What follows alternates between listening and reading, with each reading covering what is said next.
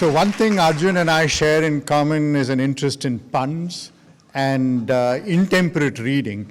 And this is something that most Indians are familiar with. We read exhaustively, we read inordinately, we read in an undisciplined manner. And I was reminded that I grew up in Bombay, much later than Arjun did.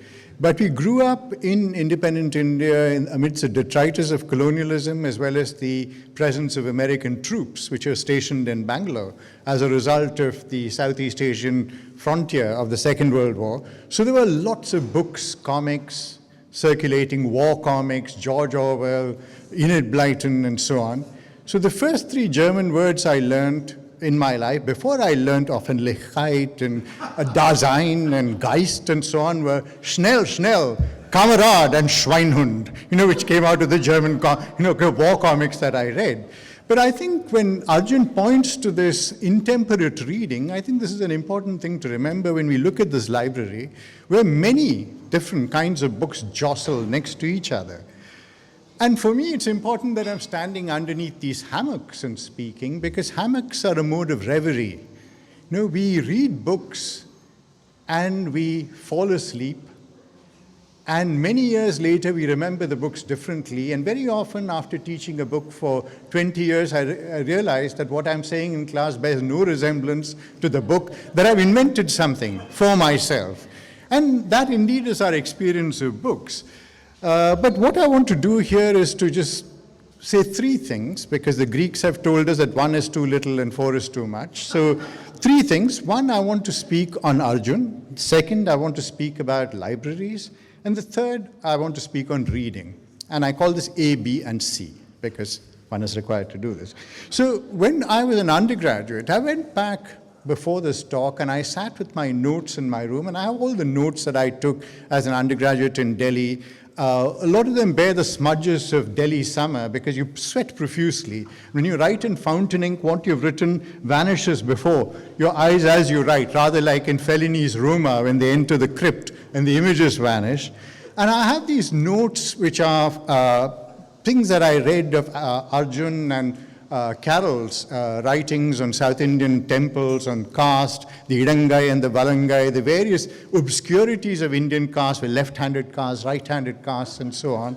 And sometimes have them down as algebraic formula, AA plus CAB, say something, and sometimes those notes no longer make any sense to me. But the argument really was that at that point, Chicago, where Arjun was, there was a peculiar understanding of caste, which is caste is a kind of transaction.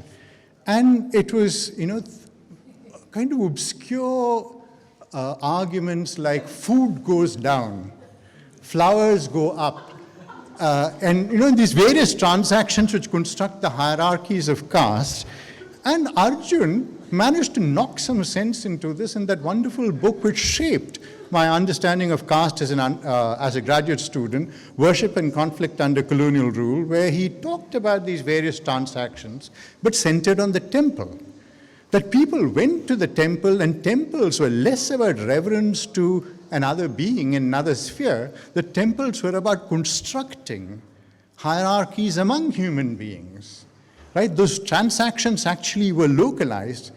So when I went to a temple thereafter, after reading Worship and Conflict Under Colonial Rule, it was never the same. I could never summon up the former reverence again, because I wondered, yes, this guy is giving flowers because he wants to show the other guy that he is more superior than he is, and so on and so forth. So Arjun, you made me an atheist. So when you look at this transactional analysis of caste and the temple as redistribution of honor and so on, but what was fundamental to Arjun's work was that he was thinking about caste in a very complex, rooted, historical, sociological manner, much before many others were. There were the abstractions, Hegelian abstractions of Louis Dumont. There was the transactional analysis of Mankem Muriot, who lived to a very ripe old age, propounding these ideas. Right? I mean, I think he lived to 165. I might be.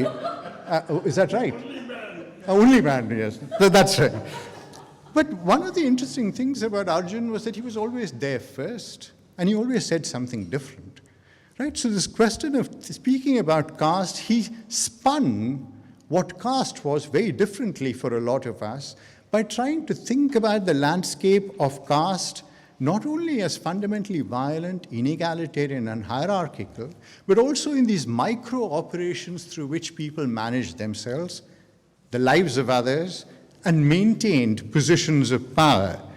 Then he went on to speak about modernity. Those of you who have read his book on modernity know that there are the coinage of that book has now become so common. The word scapes, for example. Now everybody says this scape, that scape, seascape, landscape, whatever. And Arjun was there first again, where again the idea of the scapes, of the imaginative landscape of ideas, was also, in some sense, inflected by his thinking on violence and exclusion, because each of these scapes are constituted both through belonging and through exclusion. There is the constant penumbral presence of exclusion within this, the people who do not belong, the untouchables, as it were, or the untouchable phenomena within these imaginations. And again, when you think about capitalism, his wonderful writings on capitalism, a refurbishing of Weber, again, there's this idea of the presence of uncertainty, which is at the heart of capitalism, which leads to his book on failure, that wonderful, plungent book, where we live in a landscape where we are propelled by the idea of a capitalism that drives us forward. And in fact, capitalism is all there is. We live in something like the Truman Show. There is no outside. We're all within capitalism, but at the same time, it is a space that is governed by repetitive failure. Things are constantly falling apart, and we take it as part of the phenomenon. So I think there are many ways in which Arjun's work speaks to very contemporary phenomena and recasts them. And either one becomes an atheist or one becomes a believer. With the other ideas, I became a believer. So the second thing I want to talk about is the library. And here again, to think about another thinker who precedes us, German, but who thought at the edge of a precipice. Remember again that Arjun's work, Arjun is a precipice thinker in many senses. It is about the fragility of democracy, the fear of small numbers. It's about the ruse of capitalism. It is about the violence of caste, that we're constantly on the precipice of disorder. And this is what Arjun addresses and compels us to address. The other thinker, of course, is Walter Benjamin, right, who wrote At the Edge of a Precipice. And what I want to do is to speak to the library through Benjamin's resonant essay on unpacking his library. Right? I mean, I don't think a finer essay has been written on books and on collection than Benjamin's idea of the chaos of memories that are embedded in a collection. And when one looks at these books here, these books they span an entire life, a life that Arjun and Carol had together, a life that Arjun and Gabi have together now, books which circulate through this, conversations that circulate through this, multiple memories. As Arjun said, picking up a book is like that Madeleine moment in Proust. And so the books become something more than this array that you see here, what Walter Benjamin calls the mild boredom of order. Right? There is a chaos here. And while they may be stable on the shelves, each of these books is pulsating with something that calls to us, requires us to engage. And in many senses, you look at all of these books and you think, well, why does Arjun write books? And this was the question that was asked of the intemperate Catholic G.K. Chesterton. And Chesterton said, well, I don't like any of the books that I read, so I write my own books. So in some sense, when I think about Arjun's work, a lot of Arjun's work is like that. There is a setting aside of much of the conventionalities and the academic dryness. Arjun's work is engaging. It's not without, it's not, how should I put it? I mean, both, as I said, we both love puns, and as we know, the pun is the lowest form of wit, or some people would say the bun is the lowest form of wheat, right? So when you think about that there is a way in which Arjun is actually writing these books. And in one, Benjamin again says, of all the ways of acquiring books, writing books is the best. right? So you write your own books and you build up a collection. And this is the important thing, that when you think about this library, there is also this arrangement. I mean, various people arrange books in different ways. You arrange them by color, right? And you have nice curtains, or you think, okay, maybe I need some books with green spines. There's some people who arrange books by height. I have friends who arrange books by height. So there's no way you can find anything in that library. And you have other ways of arranging which represent your interests at a particular time. There is a deep archaeology there.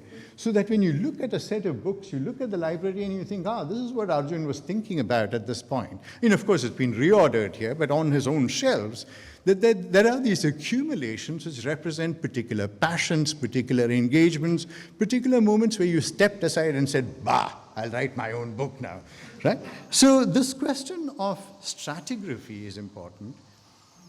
And we're also thinking, as Alberto Manguel, who's written a wonderful essay on library, says that when you look at these shelves, what you find is a concatenation, right? Just as much as Benjamin talked about a chaos of memories, he says, when you go and look at a bookshelf and you find Marquez and Mario Vargas Llosa on the same, they were bitter enemies. They never spoke to each other, but they sit amicably, side by side, on a shelf, right?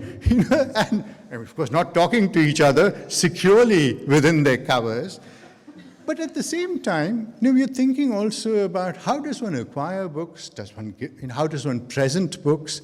There are books that Arjun must have been given by well-meaning people who said, Arjun, you must read this book, and so on, which reminds me of a story by Shaw, where Shaw presents a book to somebody with compliments, George Bernard Shaw, and then the next day he's out walking on the Strand, and there the book is being sold. And this, Shaw, in his own irate manner, then takes the book and writes with renewed compliments and sends it back to the guy to remind him, hey, you can't give away a book like that. And I wonder how many such instances one might have come across in Arjun's own work. And one of the things, again, is that when you have a vast collection like this, people are constantly asking questions. I mean, those of you who have seen the interview with Derrida, for example, where Derrida has this absolute labyrinthine maze of books, and he walks you proudly through them, like showing you, these are the books that I have. And then somebody asks him, so have you read all these books? Right? And there's this wonderful answer in Benjamin's essay where Benjamin cites Anatole France saying that, you don't drink your tea every day with the best Sèvres china. The Sèvres china is there for display. Right? So again, this question of, has Arjun read all these books? Maybe he has, maybe he will, maybe he won't. There is that, there is that constant indeterminacy about a library that we need to think about. But the true freedom, again, as Benjamin says, the true freedom that a book acquires is by being in a library. Because those of us who are inveterate collectors know that when we wander through second-hand bookshops, we go to cities, we are picking up multiple copies of the same book. I, for instance, collect Penguin Modern Classics, and I can't bear to see a Penguin Modern Classic lying in the dust. So I have 6 copies of George Orwell's Animal Farm, in multiple edition, because I've rescued them. They're like children, and they need to be brought home and to be looked after by my family. So again, when we look at multiple copies, various people look at it and say, oh, you have 6 copies of the same book. I mean, they attribute it to some kind of absent-mindedness. You go out and you buy a book, and you have so many books, and you just keep acquiring and so on. But this question of acquiring with love, that you're finding a home for a book, is crucial. And for Bona, again, another sentence from Benjamin, which will probably warm the cockles of his heart, and yours, Arjun. He says, inheritance is the soundest way of building a library. And so that's what this is.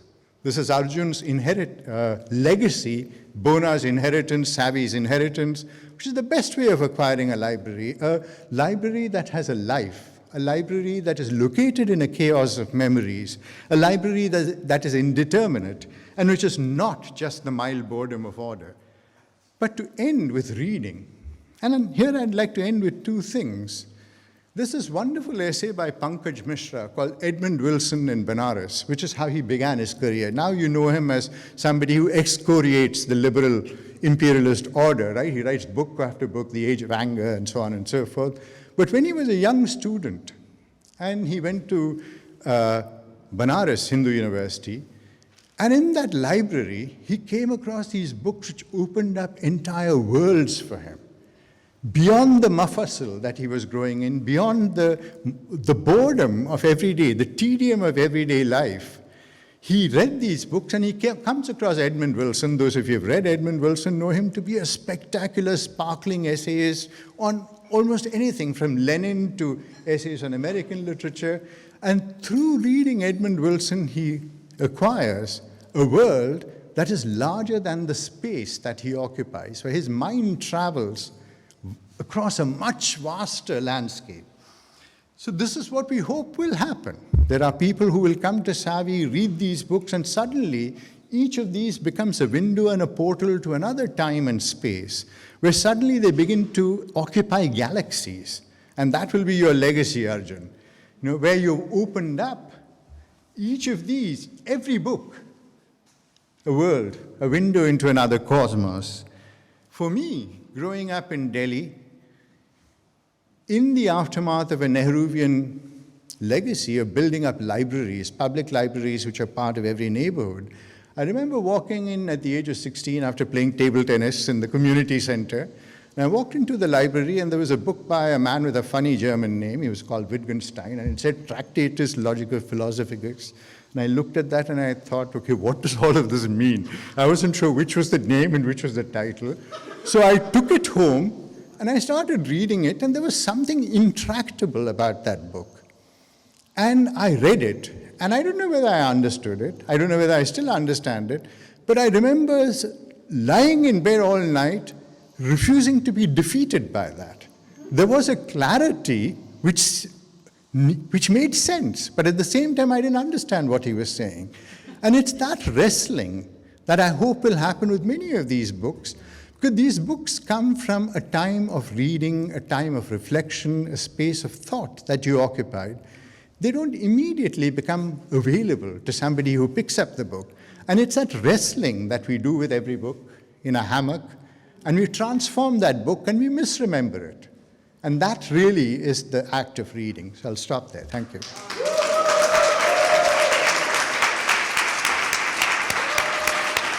Yes, please.